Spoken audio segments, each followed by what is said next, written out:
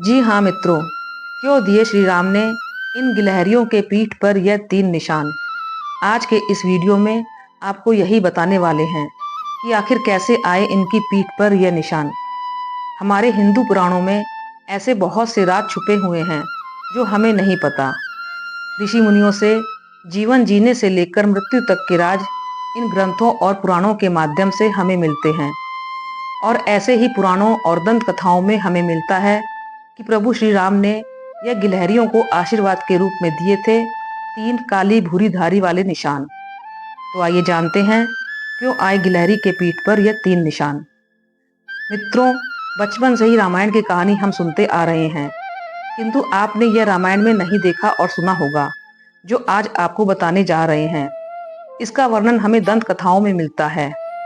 बात उस समय की है जब प्रभु श्री राम रावण की लंका पर चढ़ाई कर रहे थे और समुद्र ने उनका रास्ता रोका। तब श्री राम क्रोधित हुए थे। तभी समुद्र ने क्षमा मांगी और श्री राम से समुद्र पर सेतु बनाने का सुझाव दिया। समुद्र ने कहा कि हे प्रभु, आपकी सेना में नल और नील नाम के 2 भाई हैं। उन दोनों को आशीर्वाद प्राप्त है कि उनका स्पर्श होते ही पहाड़ भी तर जाएंगे। आप उनकी सहायता से सेतु का निर्माण कर सकते हैं और मैं आपकी प्रभुताई को हृदय में भरकर अपने बल के अनुसार आपकी सहायता करूंगा। समुद्र के वचन सुनकर श्री राम जी ने अपने मंत्रियों को बुलाया और उनको शीघ्र सेतु निर्माण का कार्य शुरू करने की आज्ञा दी। जामवंत ने नल और नील दोनों भाइयों को सारी कथा सुनाकर सेतु निर्माण का कार्य शुरू करने के लिए कहा और वानरों के समूह वृक्षों और पर्वतों को उखाड़ कर लाते, नल नील को देते। वह दोनों अच्छे से सेतु का निर्माण कर रहे थे। उसी समय एक गिलहरी को जब सेतु निर्माण के कार्य के बारे में पता चला तो उसने भी इस शुभ कार्य के लिए अपना योगदान देने की सोची। वह भी इस कार्य में जितना उससे हो सकता था वह करने लगी।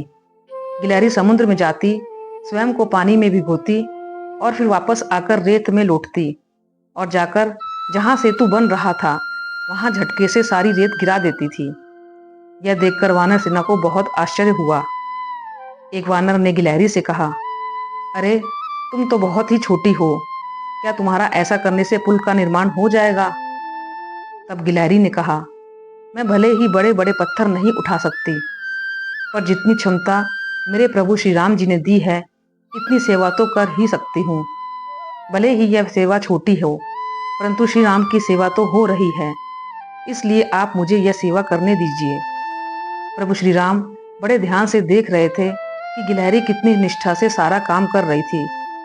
श्री राम ने गिलहरी को स्नेह से बुलाकर अपने हाथों में उठा लिया और उंगलियों से उसके सिर पर हाथ फिराते हुए कहा, भले ही तुम छोटी हो, किंतु तुमने मेरी सेवा बहुत ही अच्छी की है, इसलिए मैं तुमसे बहुत अधिक प्रसन्न हूँ।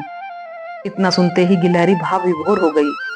उसी समय गिलहरी की पीठ पर भगवान की उंगलियों के निशान धारियों के रूप में दिखाई देने लगे और प्रभु श्री राम वानर सेना से कहने लगे कि सेतु निर्माण में गिलहरी का भी विशेष योगदान है। वानर सेना ने आश्चर्य से पूछा, प्रभु वह कैसे? और प्रभु ने वानर सेना को बताया कि बड़े बड़े पत्थरों के बीच जो जगह खाली रह गई थी, छोटे छोटे कंकड़ों ने उन दरारों को भरकर मजबूती प्रदान की है। इसलिए गिलहरी का योगदान भी बाकी वानर सेना के जैसे ही अमूल्य है। जितना उससे बन पड़ा उतना उसने किया। अतः किसी के योगदान को तुच्छ नहीं समझना चाहिए, क्योंकि कोई भी कार्य छोटा या बड़ा नहीं होता, बल्कि उस कार्य को करने के पीछे आपका उद्देश्य क्या है, आपका भाव क्या है, यह उस कार्य को छोटा या बड़ा बनाता है। अतः आप अपना उद्देश्य सही रखिए। अपने कार्य को करने की प्रबल इच्छा व दृढ़ संकल्प अपने मन में बनाए रखिए। आप निश्चित ही जीवन में उन्नति की ओर अग्रसर होंगे, क्योंकि भगवान आपका भाव देखते हैं। और यही देखकर भगवान राम ने गिलहरी को आशीर्वाद प्रदान किया। तो मित्रों, कैसी लगी आपको यह कथा? मिलते हैं फिर एक पौराणिक कथा के साथ। धन्यवाद। जय श्री राम।